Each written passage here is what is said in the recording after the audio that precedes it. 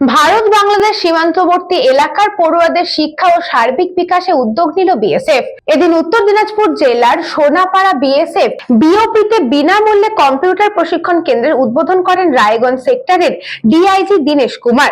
BSF এর 123 নম্বর ব্যাটালিয়নের উদ্যোগে গড়ে ওঠা এই কেন্দ্রে এলাকার স্কুল পড়ুয়াদের সম্পূর্ণ বিনামূল্যে কম্পিউটার শিক্ষা দেওয়া হবে এবং প্রশিক্ষণ শেষে শংসাপত্র প্রদান করা হবে। অনুষ্ঠানে উপস্থিত ছিলেন ব্যাটালিয়নের কমান্ডিং অফিসার গুরমিত সিং, স্থানীয় পঞ্চায়েত সদস্য, এলাকার বাসিন্দারা। শুধু শিক্ষাই নয়, সীমান্ত এলাকার শিশু কিশোরদের শারীরিক ও মানসিক বিকাশের লক্ষ্যে ফুটবল, ক্রিকেট, ভলিবল সহ বিভিন্ন খেলাধুলা সামগ্রীও বিতরণ করা হয়। বিএসএফ এর এই উদ্যোগে সীমান্তবর্তী এলাকার অভিভাবক ও পড়ুয়াদের মধ্যে উৎসাহ দেখা দেয়।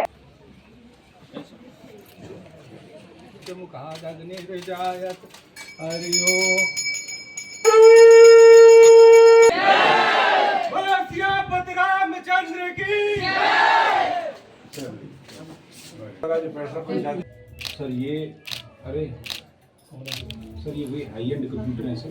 ये ऐसा पकड़ो पकड़ो हाथ लगाओ बेटा, इधर आओ, बैट पकड़ो, इधर आओ लो, बढ़िया बैट लो सर। देखो सर प्लीज इधर इसके पश्चात में বিদ্যুৎ কুমার মাহাতোর রিপোর্ট, নিউজ বঙ্গ টাইম।